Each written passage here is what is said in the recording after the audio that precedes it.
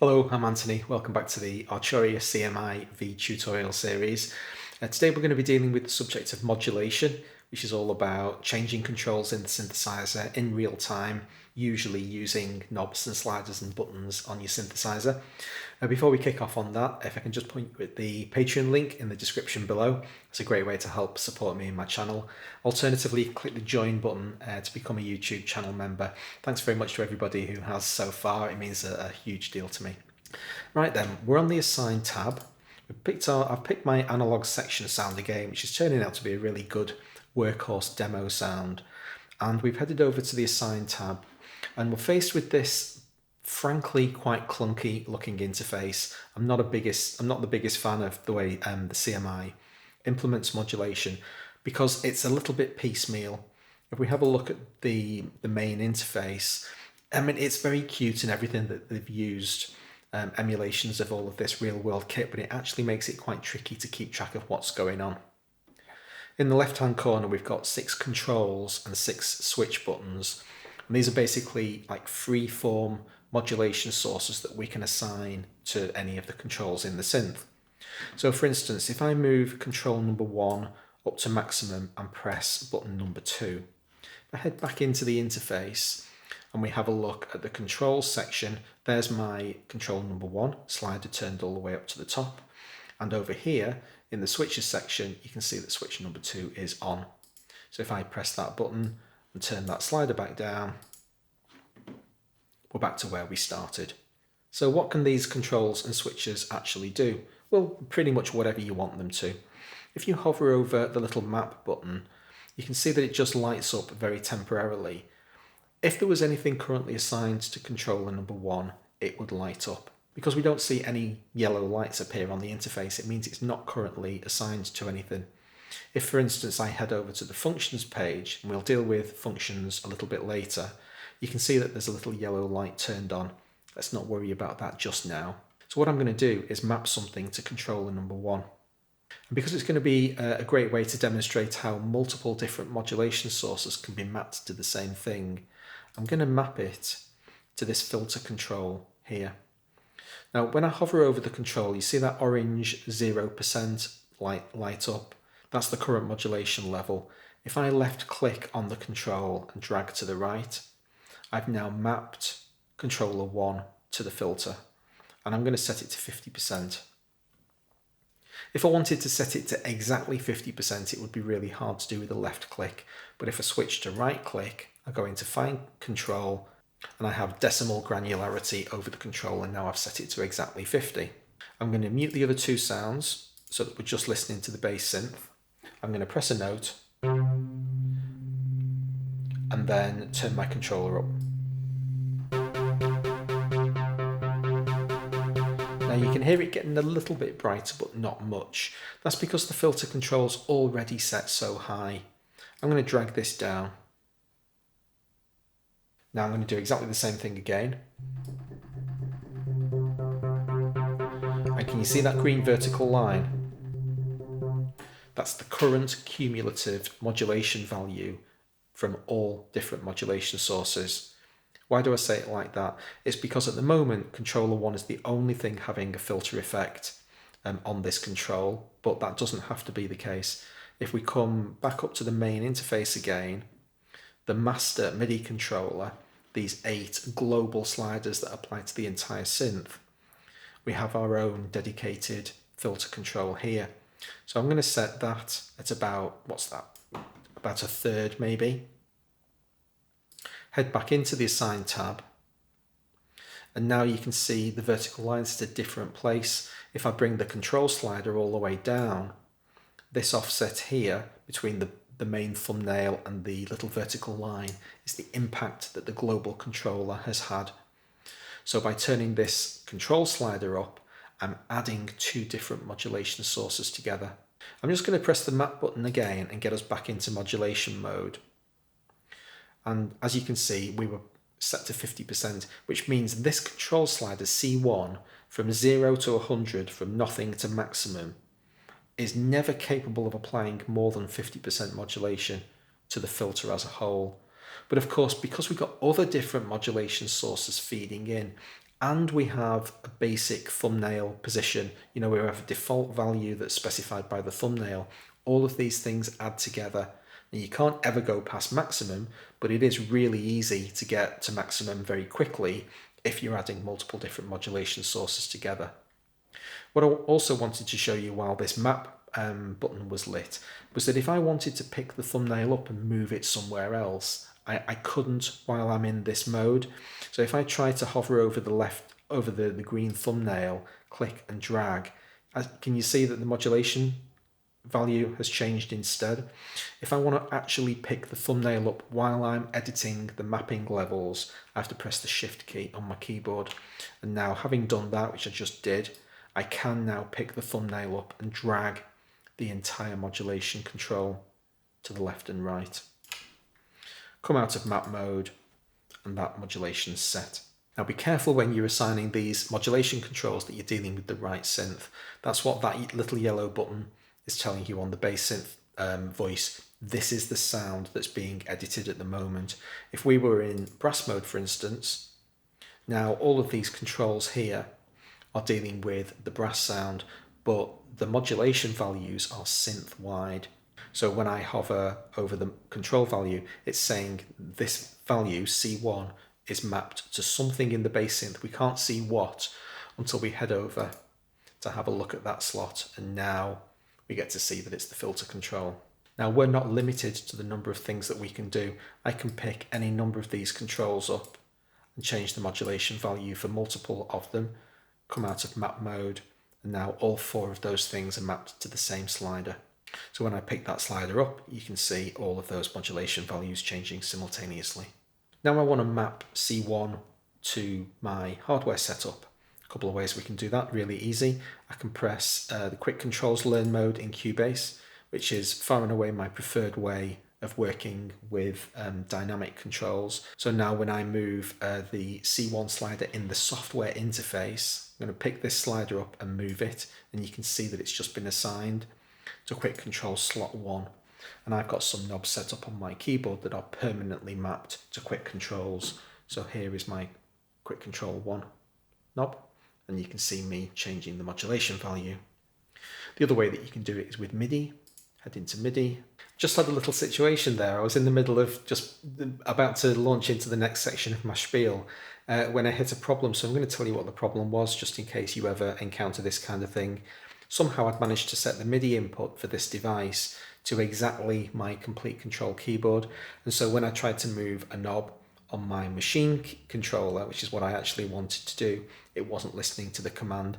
So I had to basically say, listen for all MIDI from all of my hardware devices, and then I can show you this thing that I wanted to talk about. So then I was going to go into the MIDI page, enter the MIDI tab, press the Learn button, choose the control I want to map to. So I just basically click on C2, then move a knob on my machine, a Native Instruments machine, and that's now mapped. Come back out of MIDI mode, and now there's my machine controller operating C2. Switches are exactly the same as controls, except they're on off. So again, head into MIDI.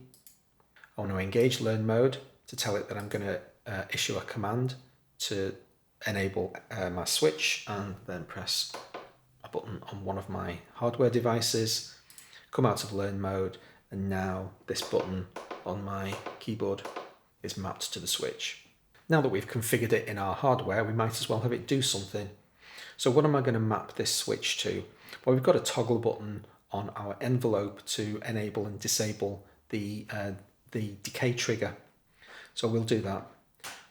Enter map mode, press the trigger button, come back out of map mode.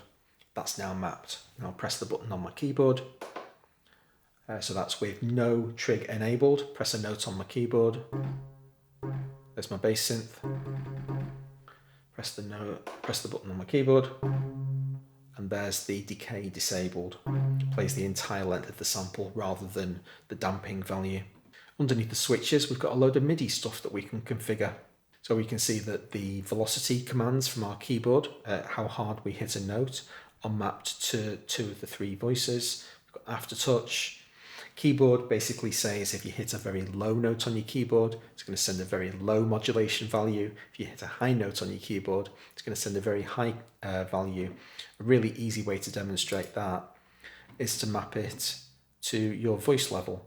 So what I'm going to do is turn my voice level down very low, so we can hardly hear it. Map keyboard to voice level at 100%. And now the low notes on the keyboard are going to be basically silent. And as I come up the keyboard, they're going to get louder and louder and louder. Modulation wheel is mapped to all sorts of different stuff. There's a really interesting thing to note about your modulation wheel in this particular sound. You see that it's mapped to vibrato depth.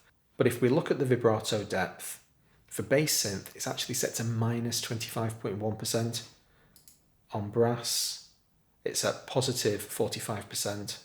So the different voices are operating at different percentages. Now, I might actually have messed with that in preparation for the video, because memory tells me that the bass synth vibrato depth was actually at minus 100% on this preset. And what that basically means is it doesn't matter where your modulation wheel is set, you're never going to get any positive modulation action out of the vibrato slider for your bass synth. Doesn't matter whether or not I'm accurate or not, but it's just a way to show you that different voices in your complete overall synth sound can have different modulation values assigned, all to the same control. Expression is MIDI controller value 11, so if you've got an expression pedal, it's likely to be outputting MIDI CC 11 data. That can be mapped here, and this is a sustain pedal, again, similar kind of thing. Finally, today we want to have a look at these functions. So think of a function as like a programmable envelope that can be used to apply a modulation effect. So if we hover over function A, you can see that it's currently mapped to something. So I'm going to mute the bass synth, head over to our brass sound and see what it's mapped to. Well, it's applying a little bit of filter modulation, global filter modulation to the sound. If we head over to the functions tab, you can see what it's actually doing to the sound. But what I'm going to do, I'm just going to accentuate the modulation effect to make it really obvious. I'm going to shift click and drag down until we can see the entire modulation slider.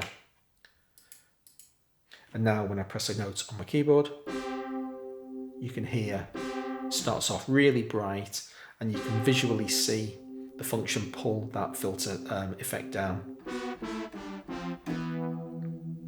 So let's have a look over at the functions in more detail. What have we got here? We've got a 16-point envelope graph. I'm just basically left clicking with my mouse to create nodes. So now when I press a key, you're going to get that kind of effect. You can right click to delete these nodes. And at the moment, as you can see, every time I press a key, it happens once and then disappears. That's because we're in one-shot mode. If I enter loop mode, it's going to start looping backwards and forwards. But even though the graphical interface is telling you that that's constantly active, the moment I press a key, it's going to re-trigger. And then if I hold the key down, it will loop around. The difference between loop and run is that run doesn't give a damn about what you do with your keyboard. It's going to do its thing. So when I jump on, we're going to get the filter effect of wherever the loop was. So there's me pressing lots of keys on the keyboard, and you can see that I'm not interfering with the looping of the modulation. I'm just going to head back to one mode so that I can talk about this retrig. What's going on here is that if I press a note down and hold it, do we want multiple filters to trigger every time I press subsequent notes, or do we all want them to apply the same filter envelope? So what I'm going to do is I'm going to press a low C. You can hear it follow that envelope. Now I've held that key down and I've kept it held down. Now I'm going to press a high C. You can hear that high C. Even though it's not graphically updating, the GUI doesn't represent this, but it is applying that filter, the entire filter envelope, to every note that I ever press. In mono mode, it doesn't. Once you press a key and the envelope's done its thing, That's it. So there's my low note. Now the envelope's finished. When I press a high note, because we ended our filter journey at a low filter level, all subsequent notes don't have the envelope applied. This becomes really difficult to follow if we're in loop mode. But what we're basically going to get now is it doesn't matter how arpeggiated all of the notes that I play, they're all going to follow the envelope from the first note that was played. All of those notes are following the same filter envelope, as opposed to,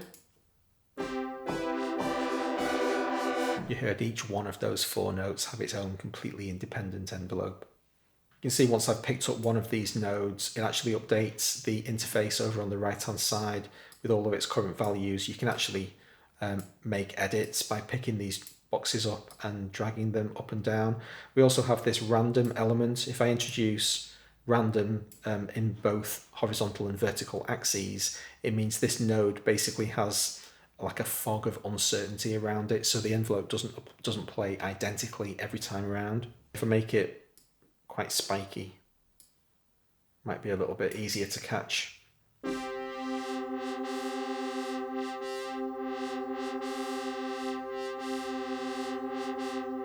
Yeah, there you go. There was a clearly different envelope being drawn by this curve because it was being dragged back in time by the random function. So some pretty cool modulation options available to us. I wish the user interface was a little bit more helpful in telling us what was mapped to what, but it is emulating a synthesizer that all of this stuff was, so far out of humanity's wheelhouse when the synth was originally invented. I'll give it a pass. But you basically just need to kind of dive in, get your feet wet, map some stuff to multiple different controls, see how they all relate together, and see how the cumulative effect of the modulation builds up. As you plumb different things into one control, that vertical slider is going to move and be a sum total of all of your modulation sources all added together. Hope you found that video useful. If you did, please hit the like button. I'll see you for the next one. Thanks a lot.